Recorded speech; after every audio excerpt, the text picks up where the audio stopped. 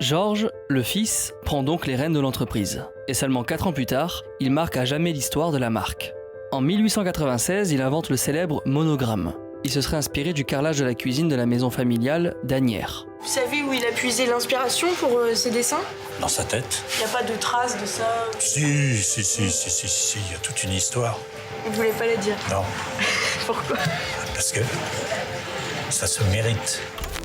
Et en fait, avec cette toile à damier, il est à l'origine de la notion de marque. Et sous l'impulsion de Georges, la marque Louis Vuitton se développe encore plus. L'entreprise qui employait 20 salariés en 1859 en compte aujourd'hui près de 100. Et une dizaine d'années plus tard, elle en comptera le double. Cette même année, elle devient officiellement fabricant de malles, maroquinerie, orfèvrerie et articles de voyage. C'est le début de la diversification des activités. Louis Vuitton symbolise alors le summum du confort et du luxe pour les voyageurs fortunés. Sac à main, malles pour de somptueuses robes, petits coffres à toilette, sacs créés exprès pour Coco Chanel, tout y passe. Et le groupe Vuitton est au sommet de son art. Les riches voyagent de plus en plus, en train et en bateau, et la demande est plus forte que jamais.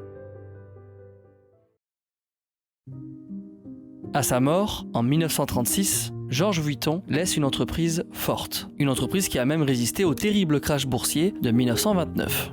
Après la guerre, la marque poursuit son développement dans les années 50-60, avec à sa tête Gaston Louis et son fils, Henri Louis. Vous remarquerez que les descendants du fondateur, mis à part Georges, le fils, portent Louis comme deuxième prénom. Un hommage au petit garçon du Jura.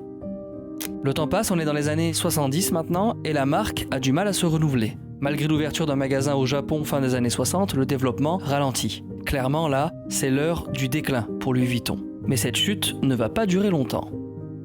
Elle, c'est Odile Vuitton, arrière-petite-fille de Louis. Elle est aussi actionnaire de l'entreprise et elle est mariée à un homme d'affaires nommé Henri Racamier. Fin des années 70, alors que Henri prend sa retraite, elle et ses frères le convainquent de gérer le groupe. Et Henri, il est convaincu, il accepte. Et c'est donc lui maintenant qui va donner une nouvelle impulsion à l'entreprise. En 10 ans, il change de stratégie et fait ouvrir une centaine de boutiques partout dans le monde. Le chiffre d'affaires de l'entreprise est multiplié par 60, l'entreprise est plus grande que jamais et pourtant, pour la famille Vuitton, les affaires vont se compliquer.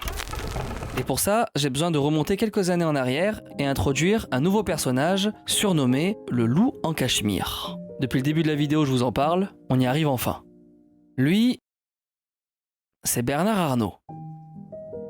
Il est né en 1949 dans le nord de la France et il reçoit une éducation plutôt bourgeoise. Il est passionné de piano et de maths, il fait des études brillantes, passant par un grand lycée parisien, puis par Polytechnique, la plus prestigieuse école d'ingénieurs en France.